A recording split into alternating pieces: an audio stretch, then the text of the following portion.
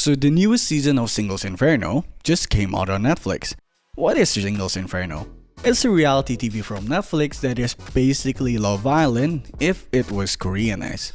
Well, if that even is a word.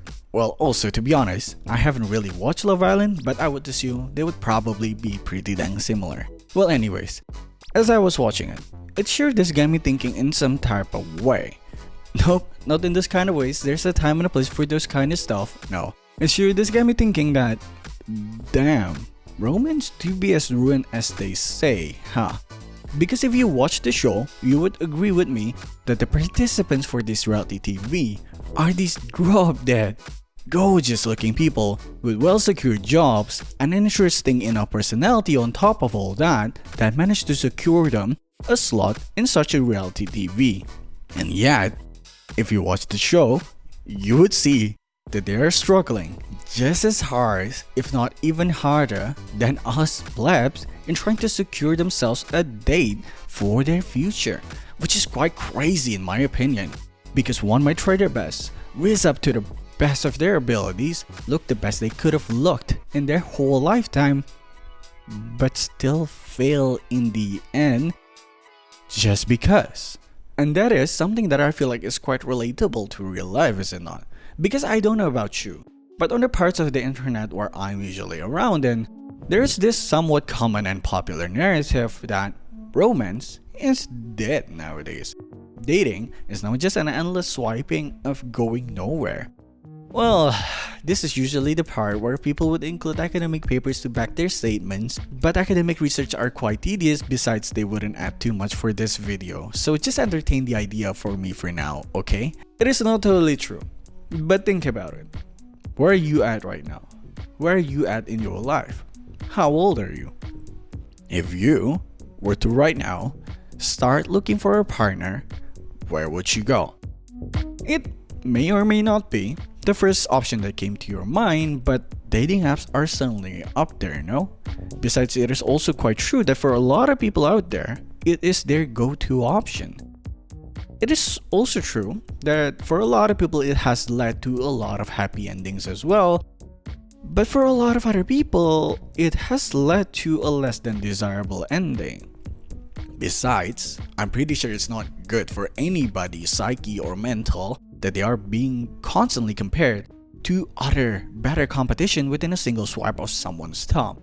What is supposedly an interesting experience, i.e., trying to meet someone that could possibly be someone you're going to spend the rest of your life with, is now nothing more than just a game or competition against your peers.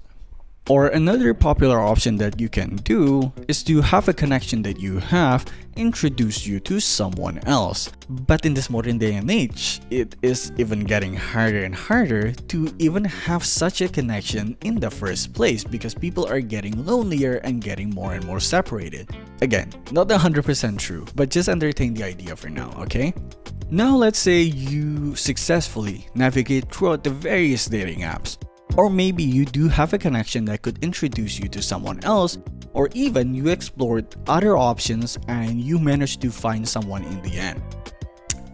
But there's still the chance that when you meet this someone, even though you performed to the best that you could have, the other party still doesn't like you back just because you don't suit their preferences, which is something that is completely fine and can happen. This whole thing can very easily lead to the whole sentimentality that romance is dead, dating is going nowhere, and I will die alone.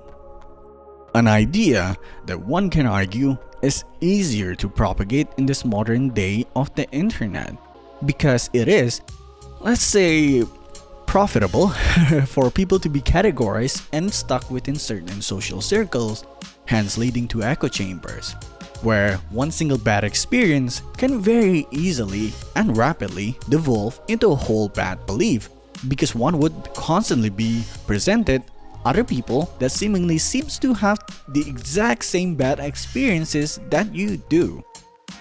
Now what if you are stuck in such a cycle? Romance is dead, dating is going nowhere, and I will die alone. How would you get out of such a cycle when you are already stuck within it? Well, to be honest, hard to say this, but you're probably fucked now.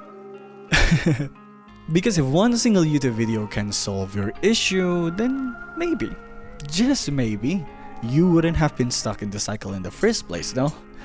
I'm trying to argue that perhaps by practicing a different perspective and attitude towards how we see things, it will be able to help us create, at the very least, some hope of ever getting out of such a bad cycle.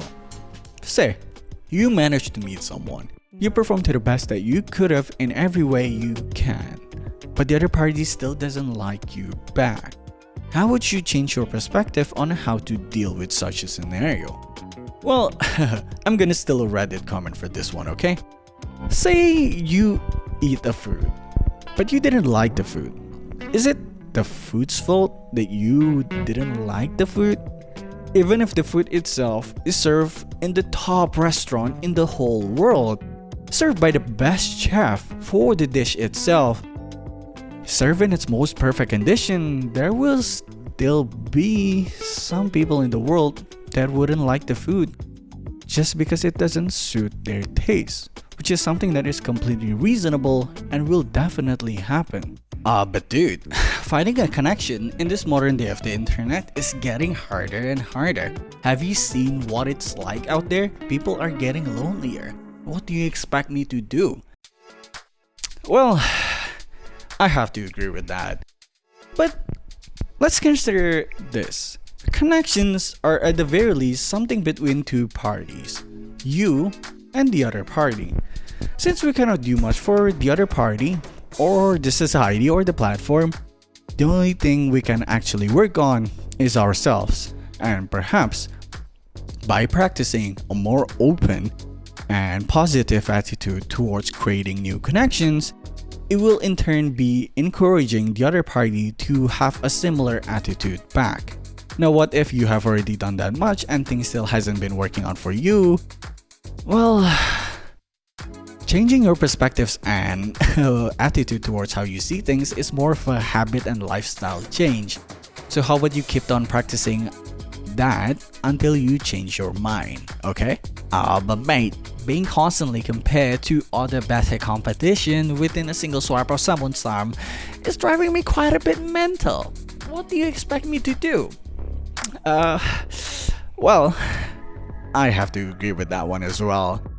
But we have to keep in mind, providing the ultimate solutions to dating never really was the ultimate end goal for any dating apps out there. What are dating apps? They are companies, businesses.